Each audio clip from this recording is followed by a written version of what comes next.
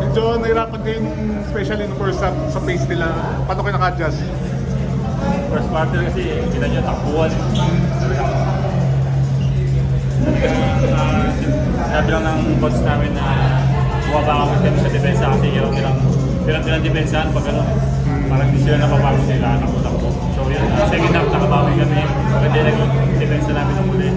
So kaya yun, maganda yung naging result na game namin.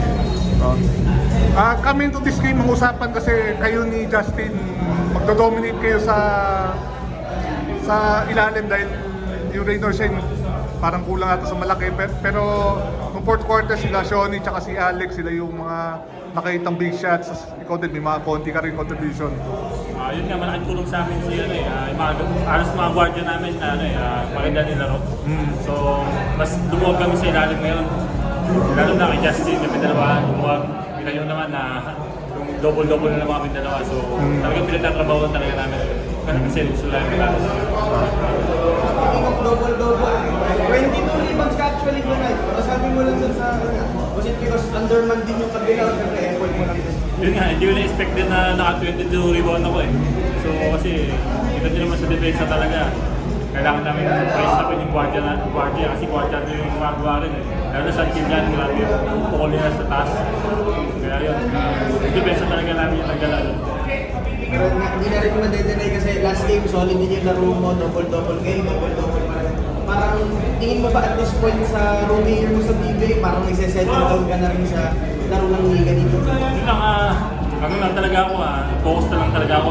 One game at a time lang talaga ako eh. Sinong kalaban namin, so wala na akong ibang iniisip.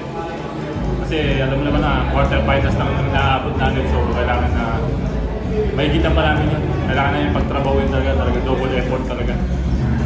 Speaking of kalaban, Ginebra na ata. Ginebra na. Tapos sa Pampanga ba? Masabi mo lang dun. Yun, sobrang excited ako lalo na yung mga Kapampangan. Kasi saan mo dalhin ng Ginebra, talagang grabe yung fans ng Ginebra kahit saan dalhin eh. So kahit na sabi mo home court namin yun, hindi rin namin may expect na maraming manonood sa Ginebra eh, kasi alam naman natin pag Ginebra, maraming fans talaga. So yun pa rin, at magkatrabaho yung focus na kami yun sa Ginebra.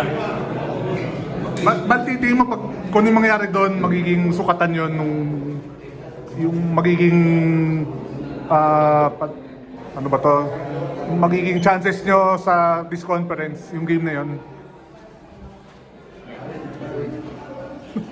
Ano lang, parang alam ba, mas maano sa amin kasi mga Kapampangan eh.